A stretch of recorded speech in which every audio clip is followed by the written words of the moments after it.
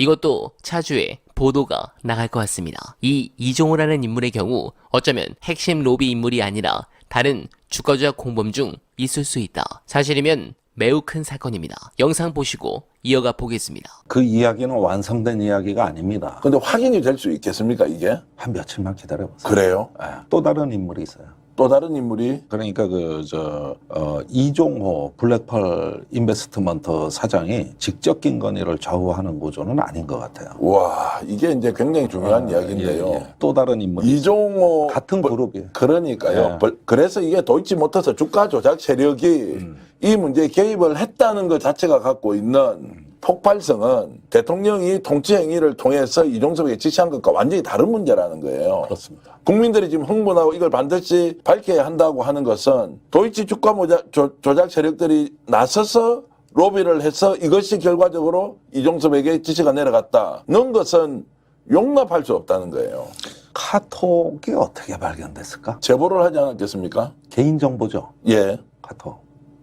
그거를 지금 카톡 내용들 갖고 말이 많은데 제가 더 관심을 가는 건 유출 경위하고 그 다음에 거기 초청 안 된 사람들이 네.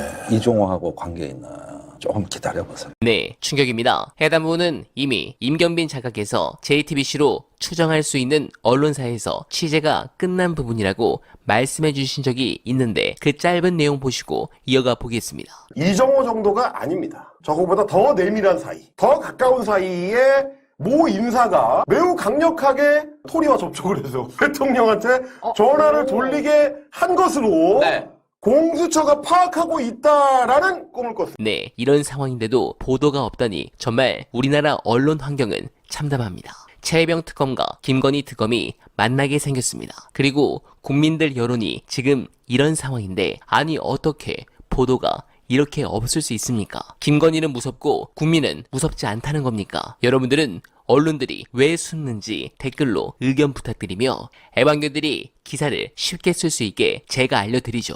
도이치모터스 주가 조작 사건은 1차와 2차 작전으로 나뉩니다. 2010년 10월까진 골드만삭스 출신이라는 이모 씨가 주도했고 이후엔 블랙펄이라는 자산운용사 이모 대표가 주포를 이어받았습니다. 이 대표는 실형을 선고받았지만 집행유예로 풀려나 현재 2심 재판이 진행 중입니다.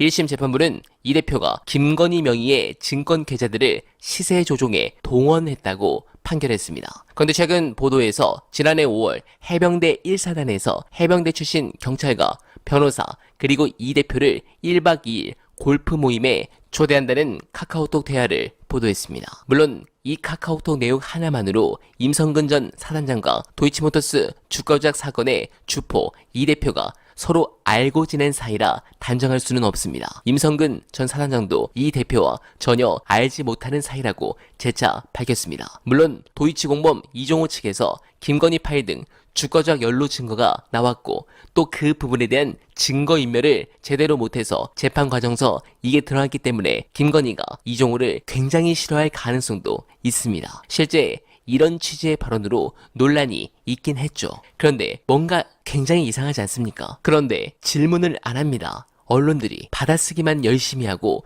애완견 취급은 싫다고 합니다. 이런 언론들 언제까지 두고 봐야 하는 겁니까?